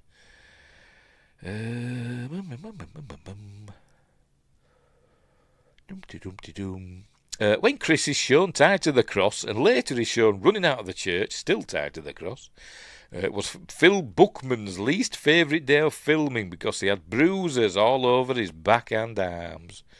Poor Phil. Anyway, shouldn't wear a thumb ring. Deserve it. Anyway, so they're all chasing after everybody. Is it her or is that? No, that's Andy picks up that policeman's gun, I think. Or was it Seraphine? Somebody picks up that, I think it was Seraphine, picks up that policeman's gun. And they've clawed it down that trap door. And, I see. She gets the key off one of the dead policemen, undoes his cuffs because the police had arrested him. And, there we go. That's one of the werewolves that were shot because they don't need silver, do they, in this franchise, I suppose you could say, of 2 films. You just kill them and then they turn straight back, don't they? But they see the hyperdemic nurdles and just think, it's drugs, which it is, I suppose. But anyway, yes, and that was the werewolf that bit Brad because now he is. There we go, Andy, you got him. I think Andy shot him. I think maybe or whatever. But he's going to the afterlife. Look, gonna miss you, Andy. Good luck, guys. That's the last we see of Brad. So that's Brad's story.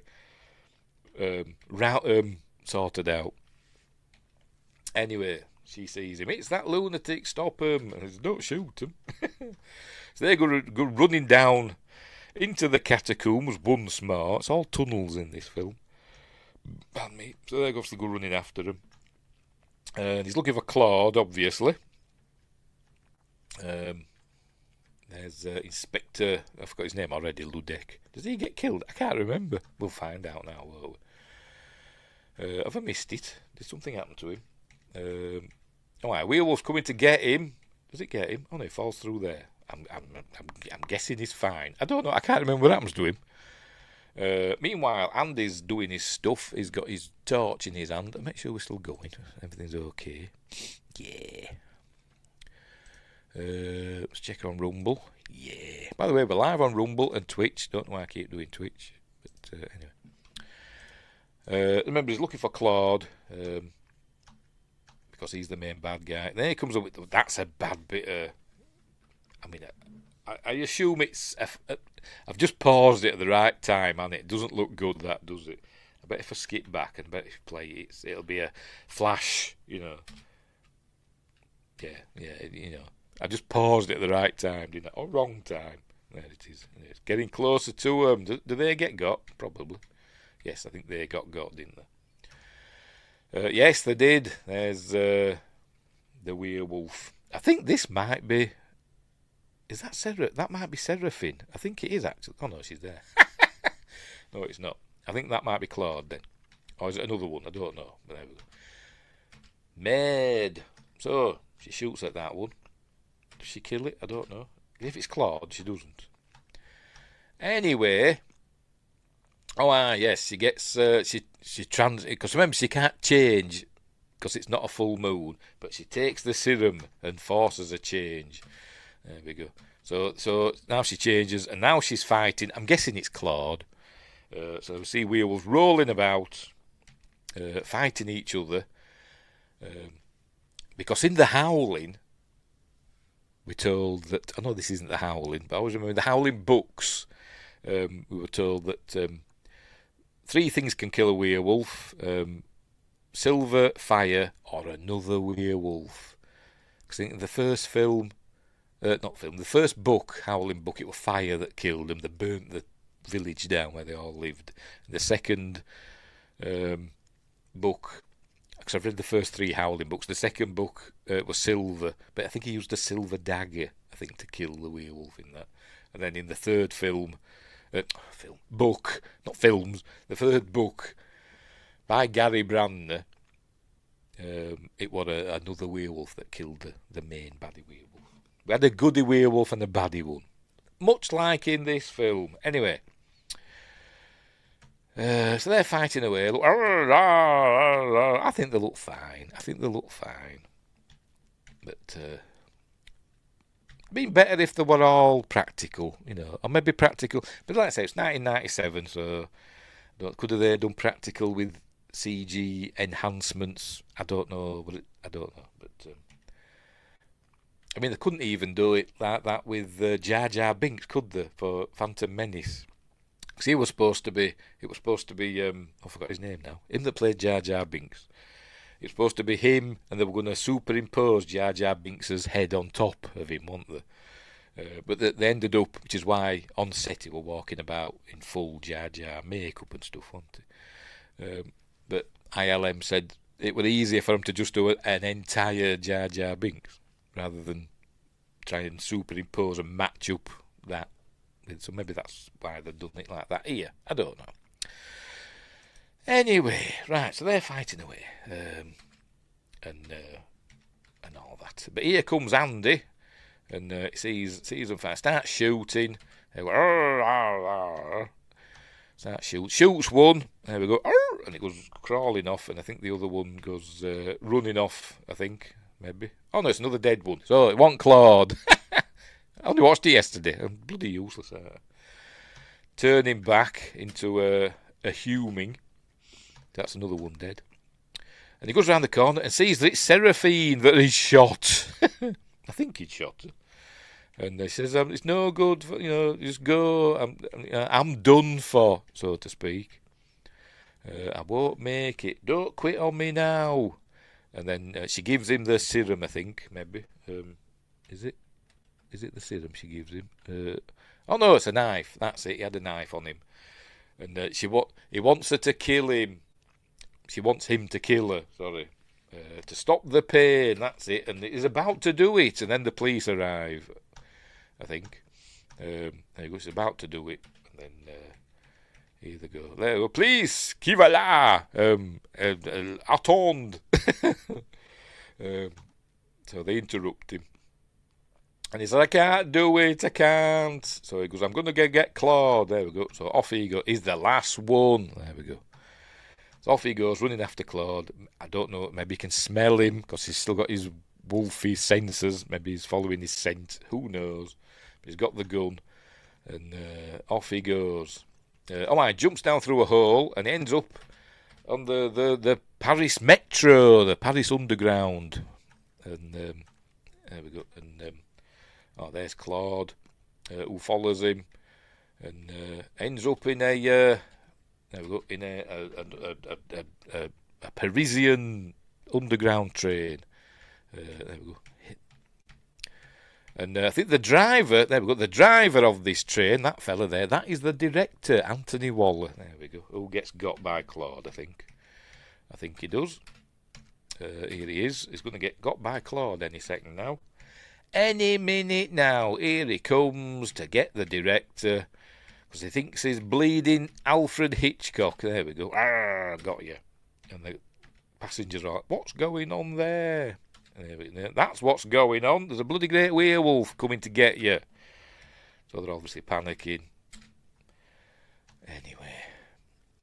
Look nothing like, by the way, the werewolf in American Werewolf in London, does it? You know, the face and stuff. I said they're a totally different sort of werewolf, aren't they? I know that, yeah, they've gone for their own look, I suppose you could say, but they might have made an effort to make it look like the one in American Werewolf in London, but never mind. Never mind. So here he is going around, I presume killing all these and not just turning them into werewolves. But anyway, right. So, he just decides to go to sleep. What's happened here? Has he been shot? I don't know what's happened. Maybe he has. I don't know. Have I missed a bit? Get them. He's just having a rest, isn't he? He just gets down there, running away, and he just thinks, oh, look, I'll have a lie down. Maybe he's exhausted. Who knows? Oh, they're getting Seraphine out. We're losing her. Get me 10 cc's of inaprovaline stat. Or whatever. Something from Star Trek. Anyway, so he turns back into a human. But he's not dead. They're all looking, and obviously he's going to wake up. There we go. He's awake. And he's going to inject himself. But before he has chance, Andy arrives and they're going to have a fight. So they're going to have a fight. There we go. Smash. And Andy's going to inject himself in a minute. I see now. He looks at Claude. And he remembers back. This is a memory. He remembers back to when he fought the werewolf with the thing, and when the werewolf got stabbed. And we see that Claude's got that wound, so we know Claude was the werewolf that bit Andy. Right. So anyway, Andy gets injected with the serum. So Claude goes running off, thinking, bloody hell. In a minute, where is he? There you go. Claude goes running off. And Andy turns into the werewolf, grabs hold of Claude, and eats his heart. As the police arrive, there they are, and they're watching a werewolf eating a man's heart somewhere. There we go. Nom, nom, nom, nom, nom. That's like me eating. Nom, nom, nom. Down in one, which is why, I have bowel problems. Don't chew me food properly. I don't, I'm lying. Anywho, tunnels, just cost for an ambulance. They're taking her to hospital. Andy, Andy, you're wonderful. I love you. And then we see the fella. She goes, Je Tom. What else? My name is Bruno, actually, but I'm easy. With a happy smile on his face. Dear. Several full moons, so it's all happy. I don't know how this helps Seraphine, by the way. I don't know. Is she still a werewolf? I guess so. I don't know. So every full moon, do they have to lock her away? I don't know. What about Amy? Because Andy's cured. Yeah, Andy's cured now because he's eaten the heart of the werewolf that killed him. So the curse has been lifted from him. So I'm guessing the curse has been lifted off Amy as well. We don't see her again, I don't think. So I'm guessing she's gone like Brad did. She's disintegrated and gone to the afterlife, I'm guessing. Anyway, so it looks like they're getting married somewhere. But here comes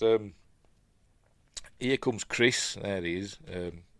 Guys, somebody's coming. So you see, he bears no ill will at all to Andy, even though Andy left him to die more than once. But never mind.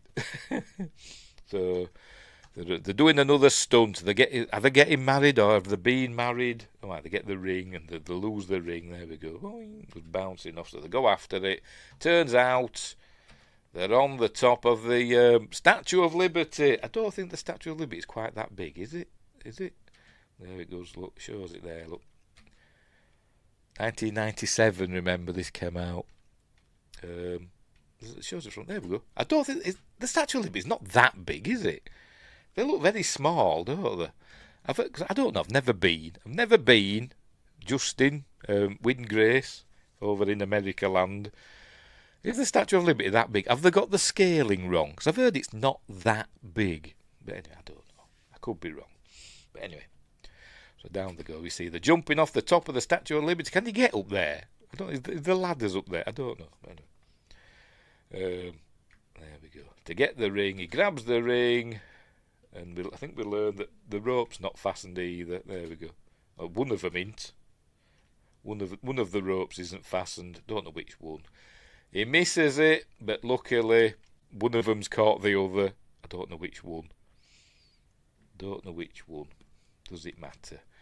But they're safe, and there we go. And the film ends because they got married on a bungee rope, and the helicopter flies away.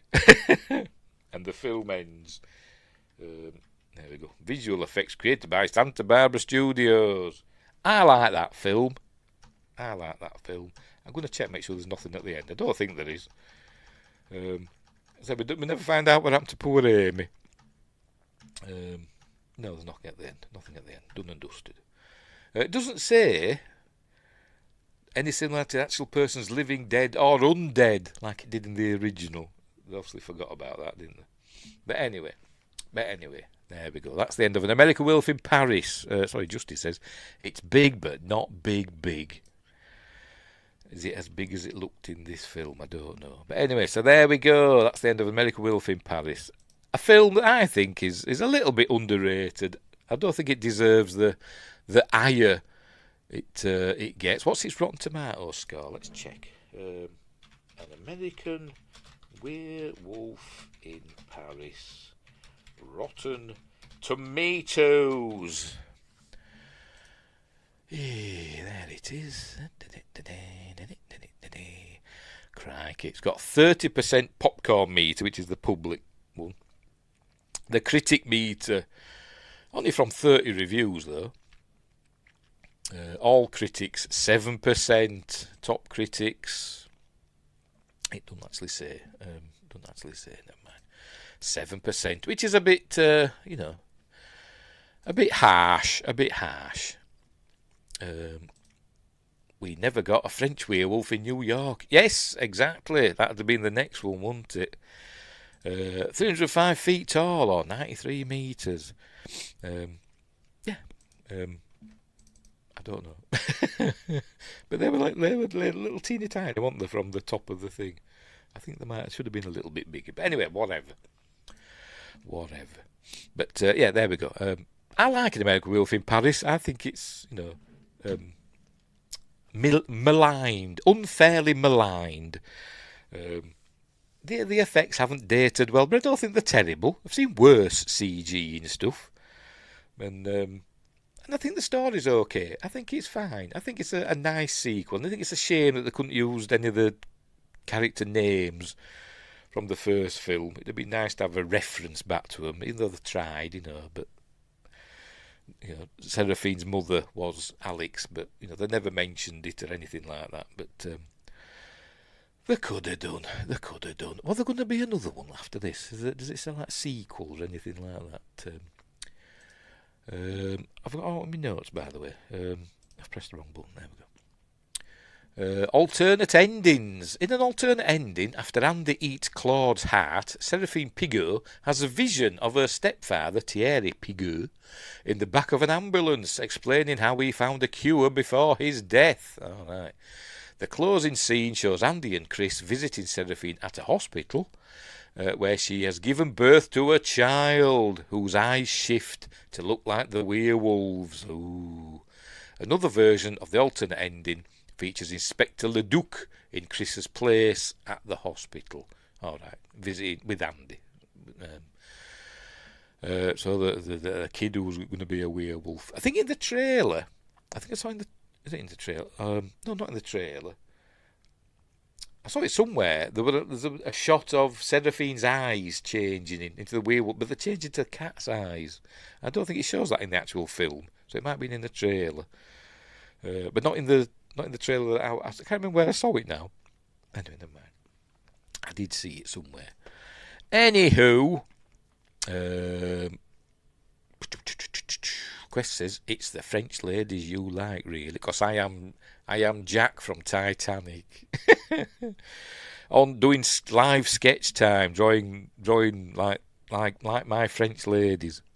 Justin says it's an okay film. It is an okay film. It's not terrible. It's worth watching. I like it. I've got a very soft spot for it. I've a few films that I have very soft that people don't like that I do. Like I said, this is one of them.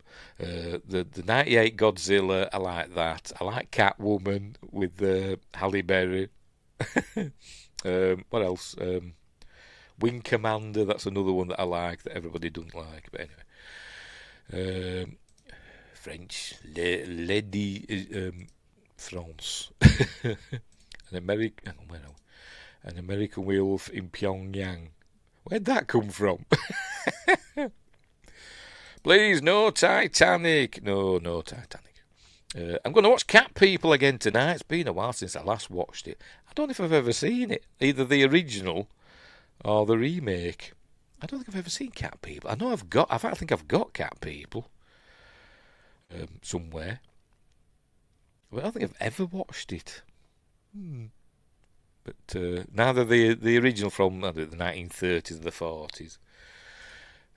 Question: the 98 is not Godzilla. No, I don't count it as a Godzilla film. It's just a monster film. It's not a Godzilla film. But I still like it. I still like the film. But I don't think of it as a Godzilla film, even though they keep calling it Godzilla. But yeah, it's just a monster film. But I like the film. My beard needs trimming, doesn't it? Anyway, right. So we're done and dusted. We'll leave it there. Justin says, "Tell Princess hello." Oi, hello. Justin says hello. He's there. Look, he's saying hello. Eh? Hey, you're purring. She's purring. Get you. Eh? Get you. You're gonna get me. Eh? She's gorgeous. Anyway, right. So we'll leave it there.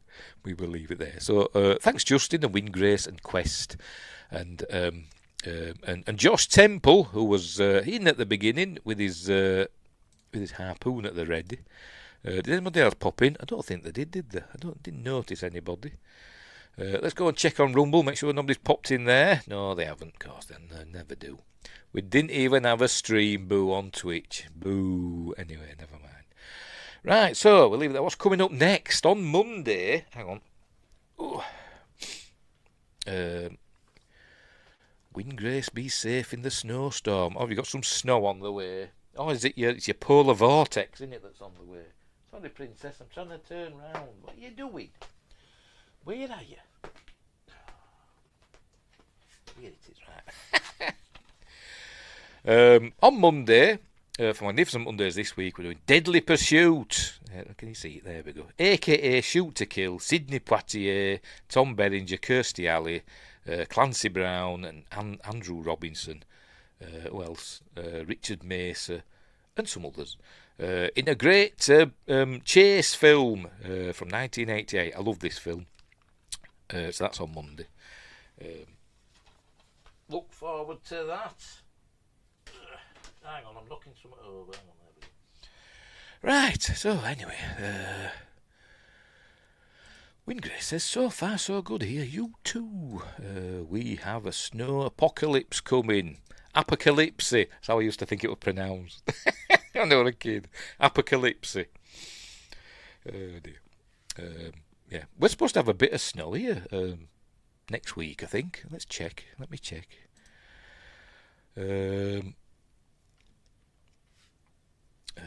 Where shall I check? I don't know. I'll check the BBC website. The BBC weather.